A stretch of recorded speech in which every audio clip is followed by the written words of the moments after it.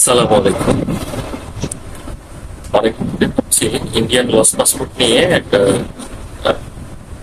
Blog বানাবো।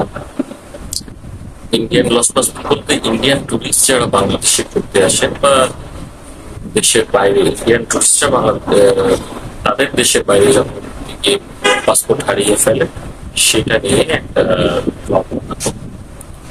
সেটা আমার কিছুদিন আগে একটা অভিজ্ঞতা হয়েছে। আমার টুরিস্ট এসেছিলেন বাংলাদেশে, তারা কোনোভাবে তাদের পাসপোর্টটা হারিয়ে ফেলে। তখন যখন তারা জানতে পারে যে তাদের পাসপোর্টটা হারিয়ে গেছে, আমরা নিকটস্থ থানায় তাদের পাসপোর্ট নাম্বারটা উল্লেখ করে একটা চিঠি করি। তো সেখান থেকে ফিরে আসার পরে এখন সার্চ করছিলাম যে কিভাবে তাদের তাদের দেশে ফেরত পাঠানো যাবে। এই প্রসেসটার জন্য সার্চ করছি, কিন্তু গুগলেও তেমন কোনো ভিডিও পাচ্ছিলাম না, ইউটিউবেও তেমন কোনো ভিডিও পাচ্ছিলাম না।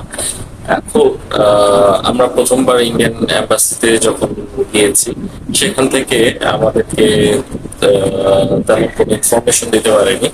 এবং তারা বললো যে কোনো একটা সাইবার ক্যাফেতে যেতে, সাইবার ক্যাফেতে গেলে সেখান থেকে আমাদের ইনফরমেশন বা যে ফর্ম গুলো আছে সেটা ফিল আপ করে দিয়ে এখানে জমা দিতে হবে। তো আমরা যখন সাইবার ক্যাফেতে গেলাম, তারা কোনো ইনফরমেশন দিতে পারেনি। তো তারা জানেই না ইন্ডিয়ান টুরিস্ট দের পাসপোর্ট হারিয়ে গেলে কি করতে হবে। তো আমরা বেশ কিছুক্ষণ চেষ্টা করার পরে আবার ইন্ডিয়ান এম্বাসিতে যাই। ইন্ডিয়ান টুরিস্টদের ওদেরকে ভালোভাবে বুঝাই যে কি কি ডকুমেন্টস লাগবে, আমাদেরকে একটু লিখিত দেয়।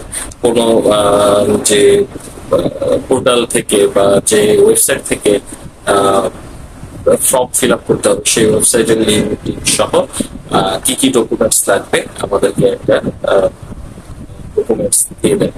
তখন তারা তাদেরকে একটা ডকুমেন্টস দিল, যেরকম Indian embassy Indian passport .com, এই টাইপের কোনো একটা ইনফরমেশন। আমি ইনফরমেশন গুলো সব ভিডিওর ইন্ডেক্সে দিয়ে দিব। তারপরে সেটার পরে লাগবে তাদের প্রিভিয়াস পাসপোর্টের ফটোকপি, বাংলাদেশের যে এসছে তারা সেই ভিসার ফটোকপি, এবং জিডি কপি, এবং ছবি ফটোগ্রাফ লাগবে, কালার ফটোগ্রাফ 3টা, এবং 1850 বা 80 টাকা, এরকম প্রায় অলমোস্ট 2000 টাকার মতো লাগবে। এই ডকুমেন্টস গুলো নিয়ে তারা একদিনের মধ্যে তাদেরকে ইমার্জেন্সি একটা পাসপোর্ট দিয়ে দিবে। সেই পাসপোর্টের ছবিটাও আমরা ভিডিও ইন্ডেক্সে দিয়ে দিব। তো এইভাবে আমরা এই সমস্যাটা সমাধান করেছিলাম। ইন্ডিয়ান এম্বাসি থেকে যে পাসপোর্টটা দিয়েছিল, সেই পাসপোর্টটা দিয়ে, ইমার্জেন্সি পাসপোর্টটা দিয়ে তারা খুব সুন্দরভাবে তাদের দেশে চলে যেতে পেরেছিল। এই ছিল মোটামুটি পাসপোর্টের